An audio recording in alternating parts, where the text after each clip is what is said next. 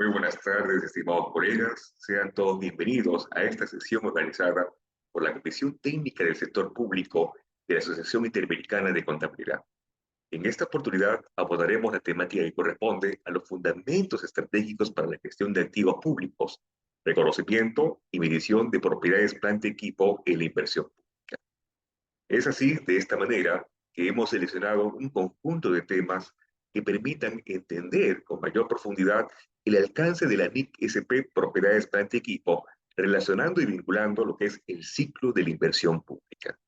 Es así que ustedes van a poder ver aspectos que vinculan también a la administración financiera del sector público, de los cuales podríamos tomar en cuenta que existen diversos sistemas administrativos. Ustedes tienen en pantalla un sistema nacional de presupuesto, de contabilidad, de tesorería, abastecimiento, endeudamiento, gestión fiscal de recursos humanos, y no podemos relacionar un sistema de inversión pública, Sistema Nacional de Programación Multianual y Gestión de Inversión Pública, en los cuales existe un enfoque cíclico que podríamos correlacionar, vincula directamente lo que es la programación, formulación y evaluación, la ejecución y el funcionamiento de inversiones que conllevan a la generación de activos.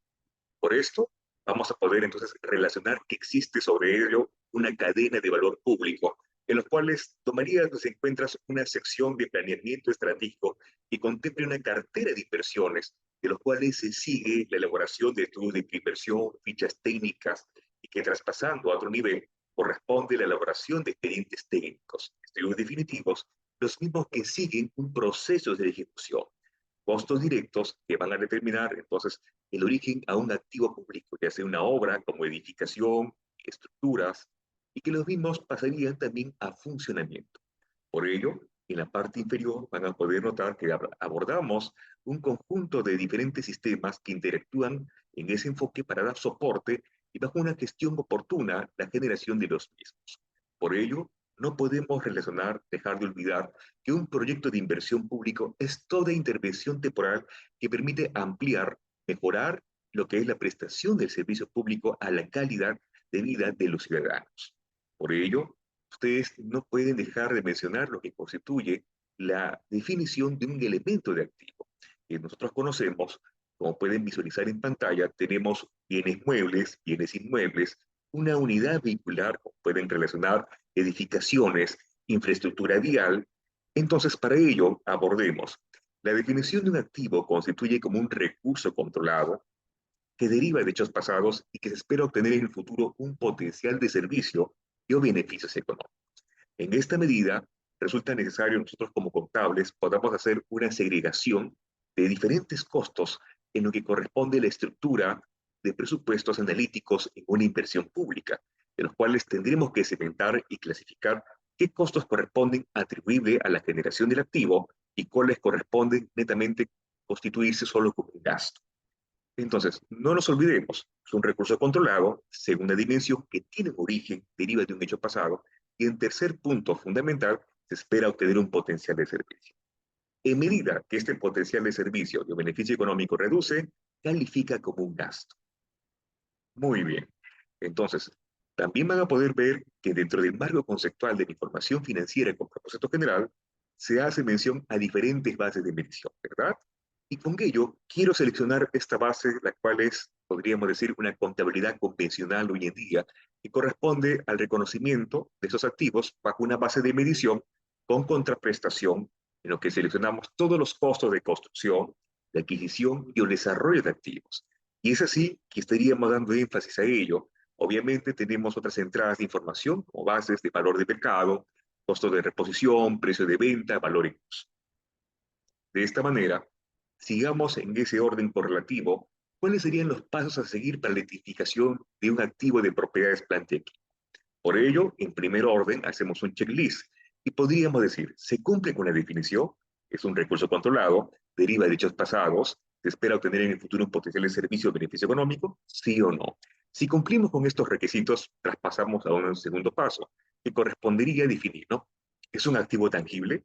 ¿Tiene una apariencia física?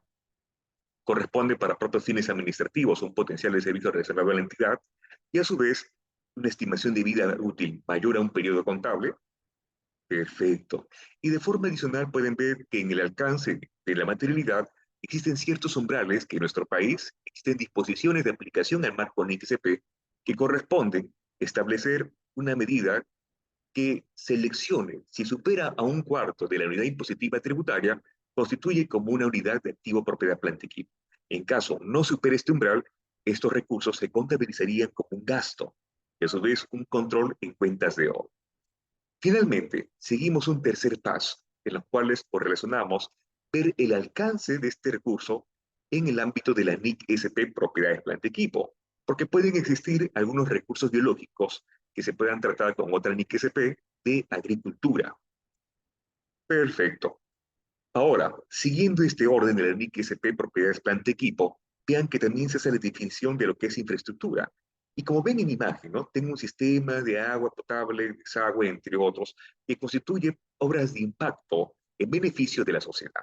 Por ello, esta infraestructura constituye una parte de un sistema o red, no puede moverse, constituyen inmuebles, y como ejemplos tenemos redes de carreteras, sistemas de alcantarillado, sistemas de suministro de agua, energía y redes de comunicación.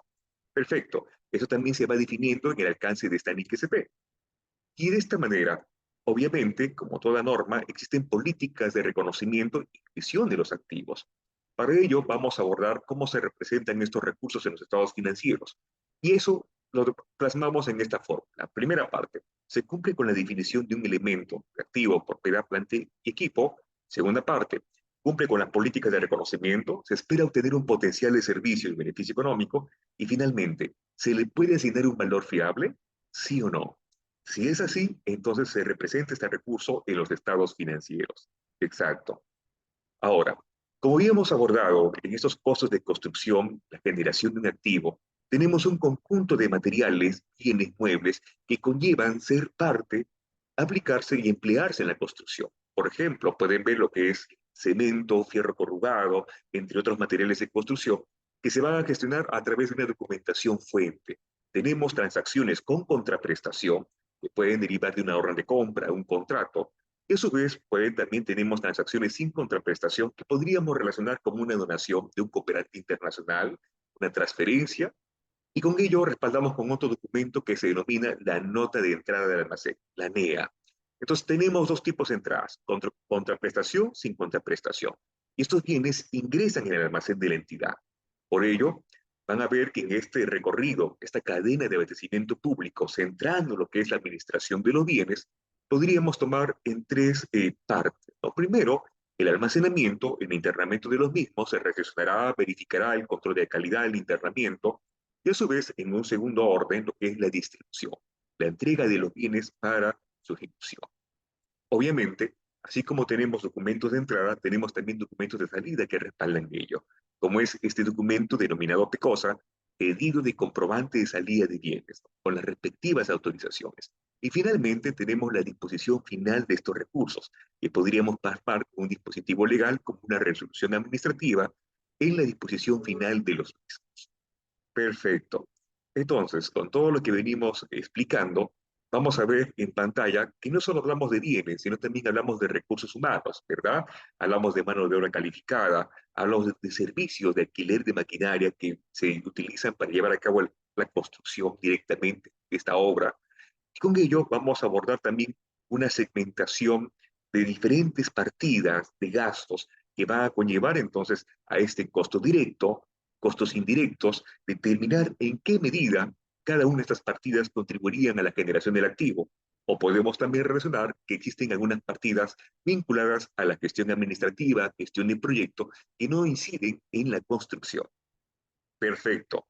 Entonces, es así que ustedes van a poder ver que tenemos presupuestos analíticos de gastos de estos proyectos en los cuales se representan. Aquí les traigo un modelo referencial que ha sido tomado en cuenta por la Contraloría General de la República, en los cuales vean, tenemos costos directos, tenemos costos indirectos, y a su vez van a poder ver, tenemos mano de obra, materiales, equipamiento, y hacer una segmentación en qué medida corresponderían constituirse como directos y atribuibles a la generación del activo, o caso contrario, si se relacionan como clases de activos separadas.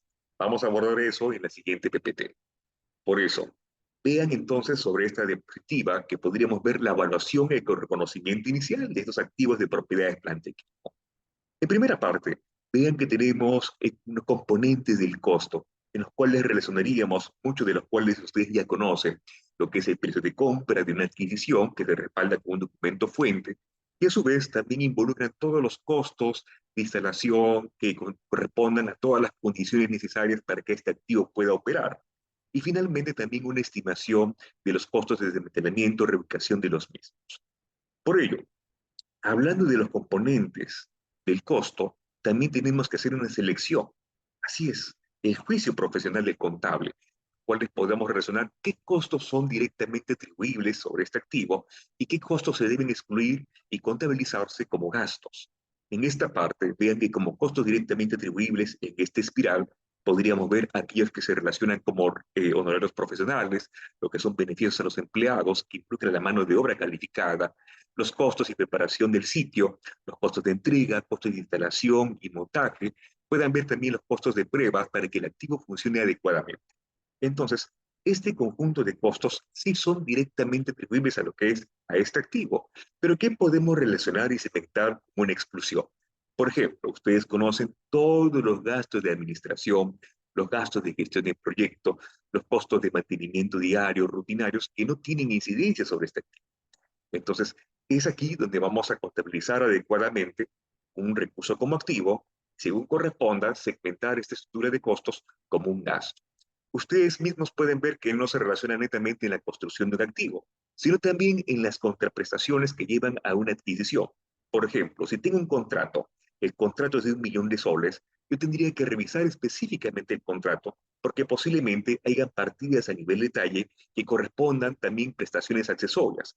Por ejemplo, puede ser la adquisición de equipos informáticos, pero existen partidas que se relacionan a gastos de capacitación, gastos de soporte técnico, que son netamente gastos administrativos y no correlacionarían a lo que es a este activo propiamente dicho. De esta forma, entonces claramente vamos a distinguir lo que debe contabilizarse como una partida de gastos corresponde a lo que es administrativos y aquellos que son directamente atribuibles a un activo de propiedad planta X. Perfecto. Por esta parte, entonces, estamos ya involucrando cada vez un poquito más de cómo abordaríamos esta clasificación por diferentes tipos de activos, las clases separadas que debemos determinar en una ejecución de inversión pública. Y es por ello que acá les traigo una imagen en la cual les podrían visualizar, tenemos una instalación educativa, un colegio.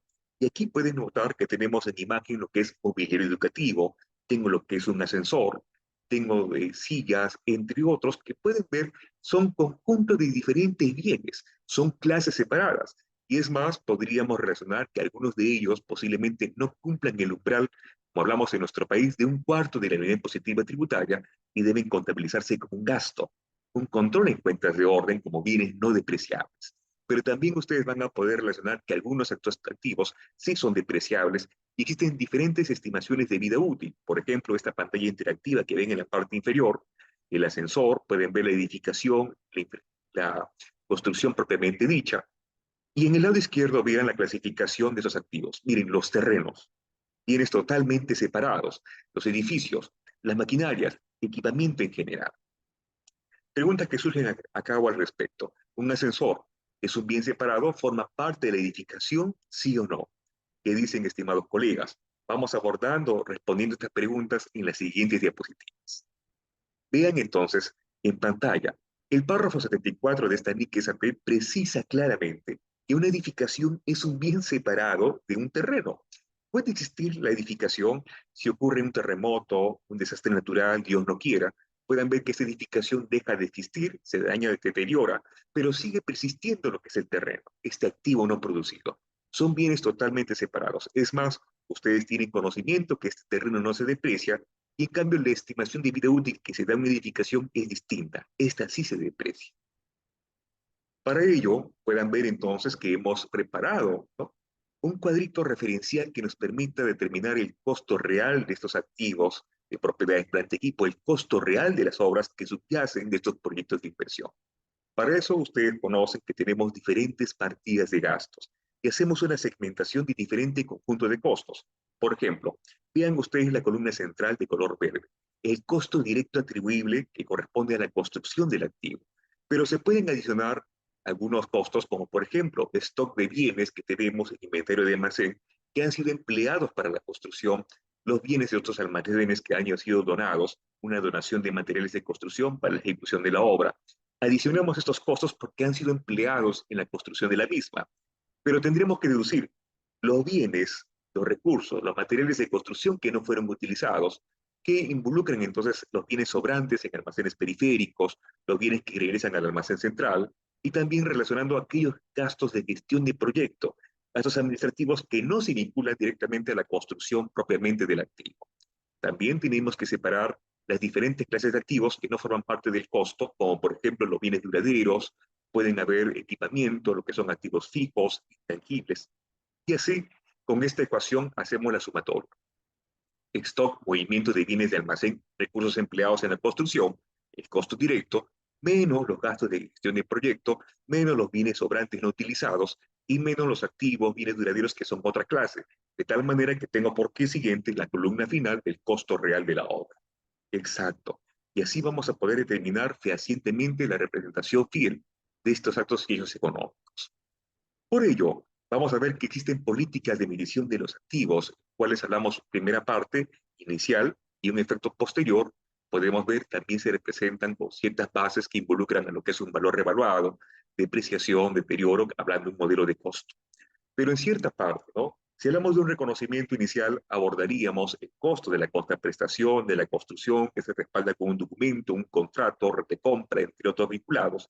Y si hablamos de un valor de mercado, puede ser que algunos bienes correspondan sin contraprestación o una donación, y los cuales el donatario no nos dé ningún valor de estos recursos. Sin embargo, podamos apoyarnos de las oficinas de abastecimiento y logística para obtener fuentes de cotizaciones con el efecto de poder explorar las posibilidades que ofrece el mercado y así asignarle un valor a este bien conforme a las características técnicas de estos recursos. Perfecto. Entonces hablamos modelo de costo, modelo de un valor de mercado, con contraprestación y en este último sin contraprestación. En un enfoque, en un reconocimiento posterior, en esta medición a un modelo de costo que ustedes conocen, corresponde deducir la depreciación y el deterioro, que correspondería en pocas palabras a lo que es el importe en libros. Y finalmente, hablamos de un valor revaluado, en los cuales podríamos colocar como ejemplo la revaluación de edificios y terrenos y que involucraría entonces a un valor razonable. Muy bien, en nuestro país, en Perú, van a poder ver que esta medición posterior se viene llevando a cabo a través de un modelo de costo. Seguidamente, hablando de ello, estamos también incorporando ciertos términos como lo que es la depreciación por el desgaste, el uso natural de estos recursos, en los cuales se sigue en función a la estimación de vida útil de los mismos. Y pueden ver en este cuadrito, en los cuales pueden ver, es un cuadro referencial que se tiene en nuestro país para tomar en cuenta estimaciones de vida útil proyectadas, por ejemplo, en diferentes clases de activos. Un ejemplo sencillo, pueden ver que tengo aquí lo que son vehículos de transporte, en los cuales sí en esta columna una vida útil de 10 años. Por lo tanto, la depreciación anual corresponde al 10%, y en 10 años, 10 por 10 correspondería al 100%. Pero sin embargo, mucha atención, estos son cuadros referenciales, ¿verdad? Vean entonces que también esta depreciación se puede seguir de manera por componentes con la parte representativa que se pueda dar en esta unidad de activo de propiedades, planta y equipo. En ejemplo sencillo, puedan ver que tengo aquí un avión y sobre este avión tenemos componentes que son significativos y sobre ello habría que evaluar el juicio profesional en qué medida existen diferentes estimaciones de vida útil y llevar a cabo esta depreciación separada.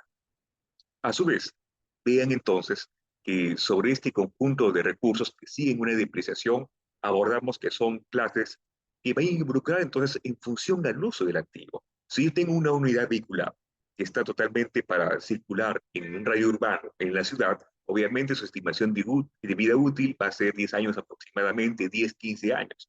Pero si tengo un conjunto de vehículos que están transportando en una zona accidentada, en trocha, carrera torrosable, abordar en lo que es en campo de supervisión de obras, posiblemente el desgaste natural sea un poco más acelerado por cuestiones del uso. Entonces, de esta manera, tenemos que aplicar diferentes estimaciones de vida útil, para la cual nos apoyaremos de las respectivas áreas técnicas. Si yo voy a abordar la depreciación, por ejemplo, de vehículos de transporte, me apoyaré con el área o la oficina de equipo mecánico.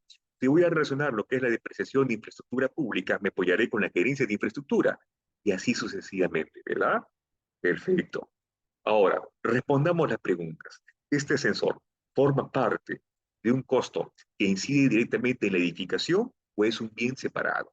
En este caso, definamos, este ascensor, desde su forma individual, no me ofrecería ningún potencial de servicio. Sin embargo, en su forma conjunta, como una unidad de activo de propiedad planta equipo como edificación, sí me ofrece un potencial de servicio.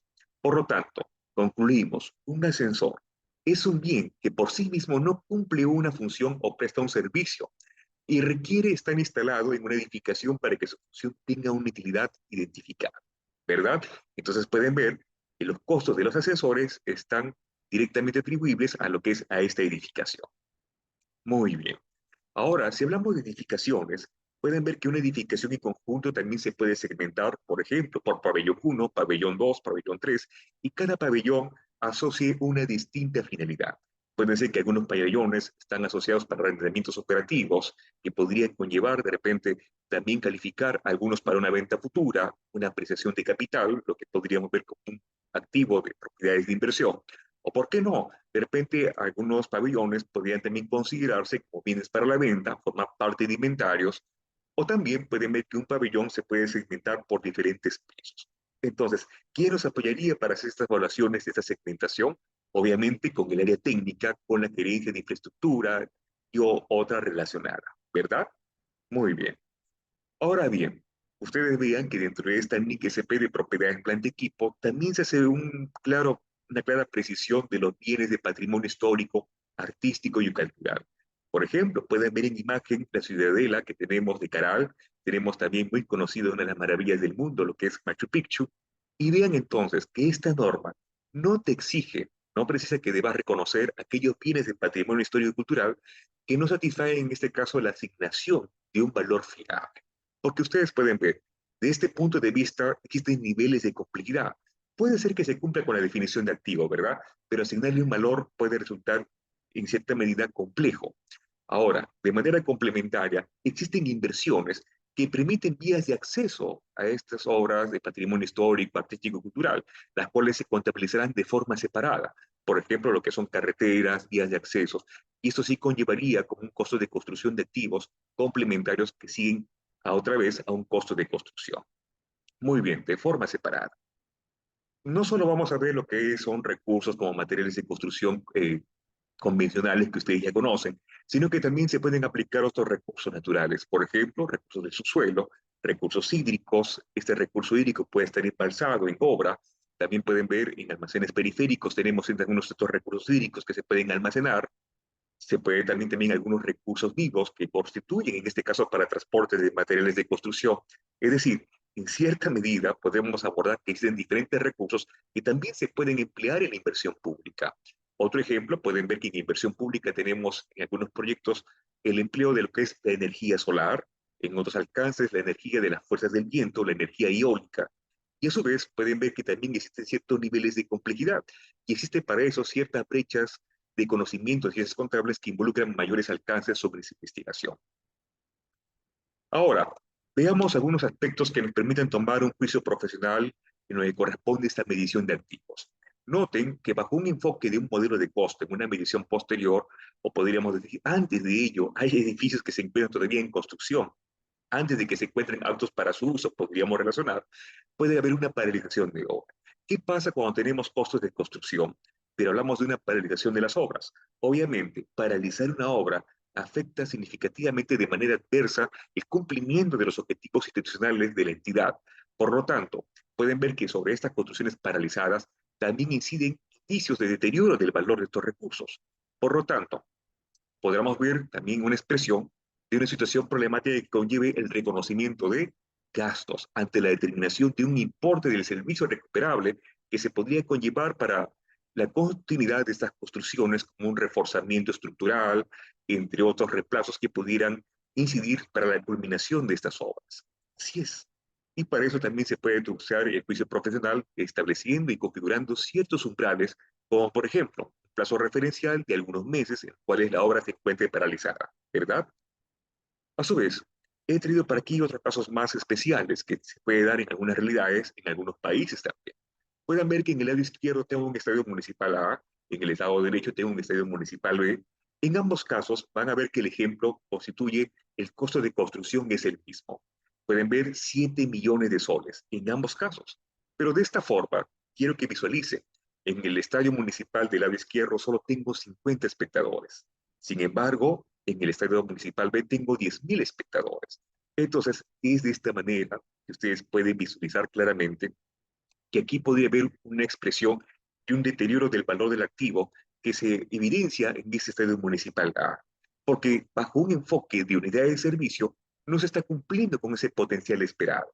Entonces pueden haber diferentes factores que hayan conllevado ello, desde la concepción de la viabilidad de la preinversión, desde la elaboración del expediente técnico, entre otros, ¿no? Un análisis costo-beneficio de la inversión pública.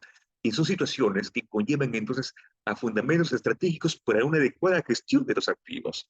Por esa parte, esta información se tendrá que revelar en los estados financieros y también involucrar el deterioro del valor del activo y con ello reexpresar esta información con el efecto que los tomadores de decisiones puedan comprender esta información en la lectura de estos estados financieros, que es información totalmente importante para una adecuada gestión de los activos, ya conlleva en este caso un cambio de la finalidad pública, entre otros.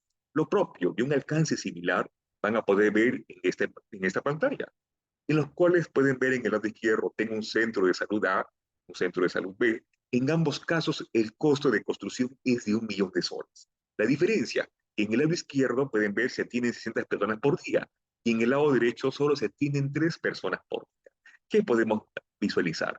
Obviamente, van a notar que existe un inicio de deterioro del valor del activo en función bajo un enfoque de unidades de servicio, toda vez que el potencial de servicio esperado no está en sus mejores condiciones, por lo cuales podrían conllevar de repente en una ineficiente estudio de preinversión que haya declarado la viabilidad cuando tenía conocimiento la entidad que no existen pacientes que se pudieran atender en este centro de salud. Entonces, vean que la contabilidad transmite todos estos datos. La contabilidad siempre busca la verdad y representa esta información ante los ciudadanos. Es por ello que hablar en ese alcance de la NIC-SP propicia la mayor transparencia y la rendición de cuentas. Ahora bien, vean en este caso, en esta pantalla, abordar un caso de corrupción. Así es, nosotros como contables también tenemos una participación, lo que es el adecuado control de estos recursos mediante la representación fiel de estos actos y hechos económicos. Un ejemplo muy sencillo, ¿no? Recortes que pueden ver en Diario de la República, pueden ver en el mes de octubre del año 2013. Despilfarro de más de 37 millones de soles evidencia mal uso de recursos de Cana, en los cuales pueden evidenciar que existen obras inservibles. Y se pueden ver en pantalla, tenemos aquí en el lado derecho un palacio municipal, que se puede ver en esta plaza en el lado izquierdo. Este palacio municipal, pueden ver, se visualiza muy moderno, pero sin embargo, si hablamos a un costo de construcción, podríamos ver que este palacio municipal tiene un costo de 6 millones de soles. Sin embargo, dando lectura a esta noticia, se puede manifestar que solo funcionó 1 año y 4 meses antes de rajarse. Entonces, ¿qué podríamos manifestar? Obviamente existe un daño físico por deficiencias en su construcción, por no utilizar los materiales necesarios o adecuados, o diferentes factores o indicios que pudieran conllevar también a actos de corrupción, ¿verdad? Entonces, yo les pregunto, ¿sería razonable que esta obra esté contabilizada en 6 millones de soles? Ustedes obviamente me van a decir que no, no sería razonable. Y aquí es donde colaboramos con la participación del área técnica para determinar el importe del servicio recuperable y podríamos hacer la siguiente pregunta. Señor ingeniero, de los 6 millones, ¿cuánto puedo recuperar de esta inversión? Muy bien, podríamos recuperar, por ejemplo, solo 2 millones.